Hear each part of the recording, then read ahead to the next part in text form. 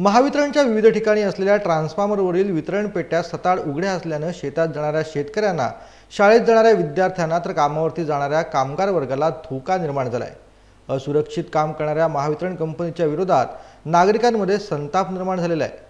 महाड औद्योगिक क्षेत्रालगत असलेल्या बिरवाडी शहराला वीज पुरवठा करण्यासाठी जागोजागी ट्रान्सफॉर्मर बसवण्यात आले होते। वीज वाहतूक ट्रान्सफॉर्मर बसवल्यानंतर या ट्रान्सफॉर्मरला असलेल्या वितरण पेटीसाठी करोडो रुपये खर्च होतात। मात्र या सुरक्षित नसल्यामुळे बिरवाडी ग्रामपंचायत हद्दीतील एका ट्रान्सफॉर्मरच्या जवळून एक तरुण कामावरती जात असताना ट्रान्सफॉर्मरचा विद्युत प्रवाह चालू असल्याने अचानक तरुणाला खेचून घेतल्याने शुभम शुक्ला राहणार बिरवाडी नावाचा तरुण गंभीर जखमी झालाय।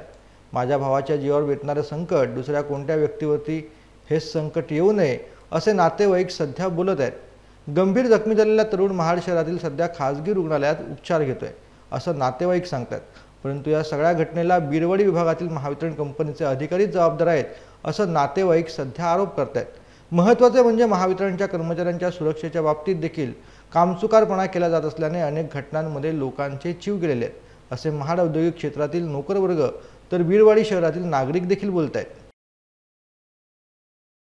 आम्ही कामासाठी म्हणून कामावर निघालेलो होतो। माझा मुलगा सोडायला येत होता म्हणून पाऊस आला म्हणून थांबलो। फोनवर बोलत तो पुढे इकडे फिरला तिथे तो डीपीचा दरवाजा उघडा असल्यामुळे तो त्याला काही खेचला गेला का काय तो एकदम स्फोटचा आवाज आला म्हणून मी पाठी फिरून बघितलं तर माझा मुलगा उडून पडला।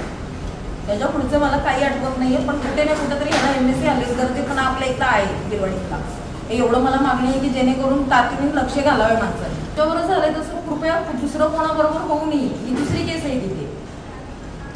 एमएससीबी वाल्यांनी तिकडे लक्ष दिलं नाही असं तुमचं म्हणणं आहे? हां, आमची तक्रार त्यांच्याकडेच आहे, कारण त्यांनी जर तात्काळ लक्ष दिलं असतं तर ही परिस्थिती झाली नसती आमची। आणि माझ्या मुलाचं बरं वाईट झालं त्याला जबाबदार कोण घेणार? एमएससी वाला देणार आहे का मला माझा मुलगा भरून? आणि मी प्रत्यक्ष डोळ्यांनी बघितलेले, त्याच्यामुळे माझी मागणी आहे की त्यांनी तातडीने लक्ष घालावं त्या सगळ्या गोष्टींकडे।